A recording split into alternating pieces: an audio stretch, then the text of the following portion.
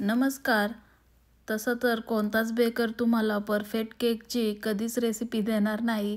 पण आज खास माझ्या मम्मीने रिक्वेस्ट केली आहे, तिला पायनॅपल केकची रेसिपी बघायची आहे. तर ही केक आपण चहासोबत पण खाऊ शकतो. त्यासाठी मैदा, बेकिंग पावडर, खायचा सोडा, तेल, पिठी साखर आणि कंडेन्स मिल्क लागणार आहे. पहिलं 1 कप मैदा आपण एका वाटीमध्ये घ्यायचा आहे. तुम्ही चाळून घेतला तरी चालेल. इथं पॅकेज असतो म्हणून आम्ही चाळला नाही. 1 कप मैदा घेतल्यानंतर त्यामध्ये 1 टीस्पून बेकिंग पावडर टाकायची आणि अर्धा टीस्पून खायचा सोडा घ्यायचा आहे.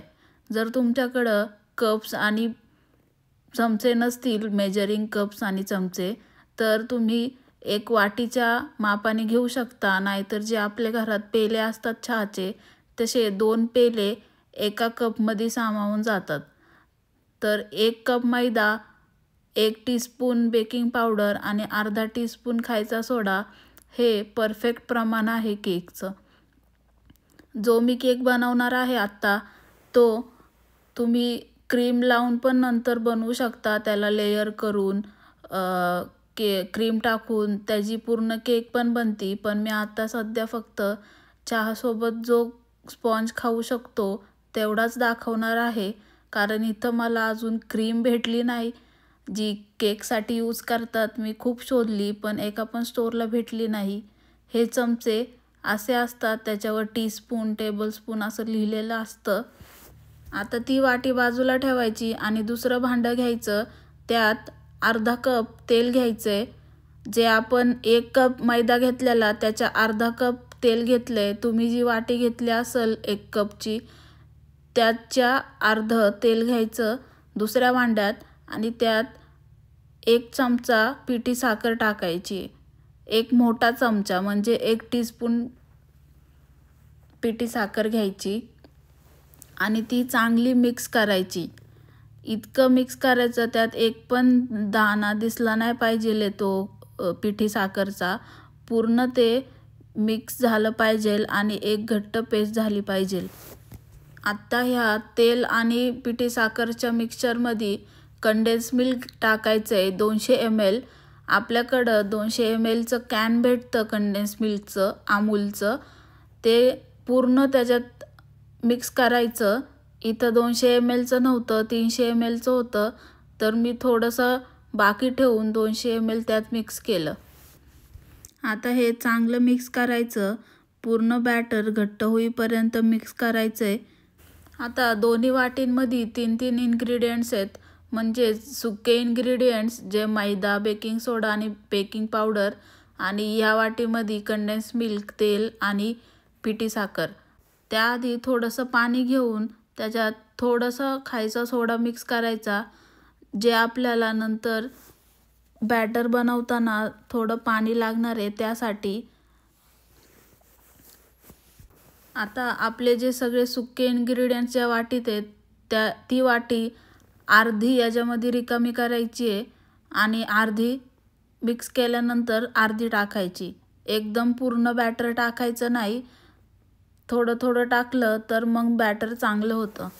आणि पूर्ण मिक्स झाल्यावरच पाणी ॲड करायचं. मध्ये पाणी ॲड करायचं नाही, नाहीतर त्याच्यामध्ये बबल्स आणि गोळे तयार होतात. असं पूर्ण मिक्स झाल्यानंतर जी पेस्टसारखं टेक्स्चर येतं त्यानंतर त्याच्यामध्ये पाणी टाकायचं आणि परत मिक्स करून घ्यायचं. बाकी कोणत्या पण पदार्थांमध्ये कमी जास्त झालं तर चालतं, पण केकमध्ये थोडं पण कमी जास्त झालं नाही पाहिजे. जे प्रमाण आहे त्याच गोष्टी आणि तेवढ्याच गोष्टी टाकायच्यात.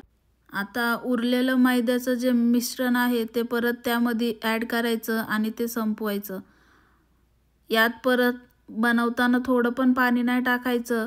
हे पूर्ण मिक्सचर मिक्स करून घ्यायचं आणि शेवटी कन्सिस्टन्सीसाठी थोडंसं पाणी ॲड करायचं. जास्त पातळ नाही करायचं, नाहीतर केक कच्ची राहती. हे बॅटर घट्टच असतं. केकचं बॅटर कधीच पातळ नसतं. त्याची कन्सिस्टन्सी घट्टच असती आणि घट्टच ठेवायची असती. नाहीतर मग केक फुलत नाही आणि मग चांगली बेक पण होत नाही, कच्ची राहणार. असं झालं पाहिजे केकचं बॅटर. त्यामध्ये आता फक्त इसेन्स टाकायचा राहिला आहे. तुम्हाला ज्या फ्लेवरचा पाहिजे केक त्या फ्लेवरचं इसेन्स आणायचं आहे. काहीतरी तो 30-35 रुपयाला भेटतो. मी पायनॅपलची बनवते. बाकीचे पण इसेन्स भेटतात. तुम्हाला जो पाहिजे तो इसेन्स भेटतो मार्केटमध्ये. व्हॅनिला इसेन्स टाकला तर साधा स्पॉन्ज होणार व्हॅनिलाचा, आणि ज्या फ्रूटचा टाकणार त्या फ्रूटचा वास आणि फ्लेवर येणार त्या केकमध्ये. इसेन्स टाकून झाल्यावर परत ते बॅटर चांगलं मिक्स करून एका बाजूला ठेवायचं. आणि मग आपला जो केकचा टीन आहे किंवा मोल्ड आहे, तुमच्याकडं जे भांडं आहे केक बनवण्यासाठीचं, त्याला चांगलं बटरनी ग्रीस करून घ्यायचं. बटर नसेल तर तेलाने ग्रीस केलं तरी चालतं. आता जे बॅटर बनवलं आहे ते मोल्डमध्ये बरोबर टाकायचं.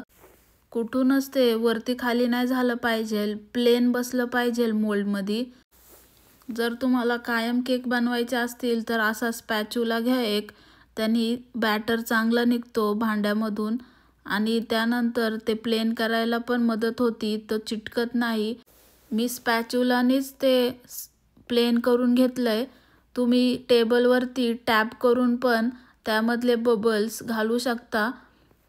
तुमचं जर बॅटर पातळ झालं तरच बबल्स होतील, पण असं जर घट्ट बॅटर असेल तर बिलकुल बबल्स तयार होणार नाही.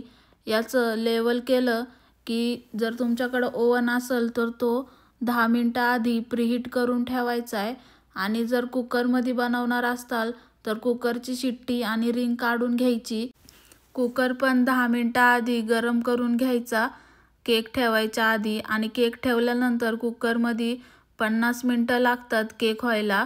आणि अधूनमधून 2 वेळा तुम्ही चेक करू शकता. ओव्हनला 180 डिग्रीवर तुम्ही अर्धा तास ठेवलं तरी केक होऊन जाते. अशी झालेली आहे केक अर्धा तासामध्ये ओव्हनमध्ये. जर केक कच्ची राहिली तर असं वरतून सॉफ्ट नाही लागणार, ती ओलीच असणार वरतून. आणि ही झालेली आहे म्हणून ही पूर्ण त्याचं लेयर चांगलं आहे. तरी तुम्ही टूथपिकनी किंवा सुरी टाकून चेक करू शकता. 15-20 मिनिटांनी थोडीशी गार झाल्यानंतर अशा पद्धतीनं तुम्ही सुरीनी ती बाजूला करून घेऊ शकता आणि ती मोल्डमधून चांगली निघती. आणि टीन पण बघा, ते मोल्ड ज्यात मी केक बनवली आहे ते इतकं क्लीन निघालं आहे, थोडी पण केक चिकटली नाही. आतमधून स्पॉन्ज कसा झाला आहे ते बघण्यासाठी तुम्हाला कापून दाखवते केक. तुम्हाला हवे असेल तर तुम्ही याच्यामध्ये ड्राय फ्रूट्स पण टाकू शकता, टुटी फ्रुटी पण टाकू शकता. तुम्हाला जे पाहिजे ते ॲड करू शकता वरतून. असा स्पॉन्ज झाला आहे जो तुम्ही चहासोबत खाऊ शकता आणि चहासोबत लईच भारी लागते ही केक. एकदा नक्की ट्राय करा. इथपर्यंत व्हिडिओ पाहिला असेल तर लाईक करा आणि कमेंट पण, आणि नवीन असाल तर सबस्क्राईब पण करा. बाय.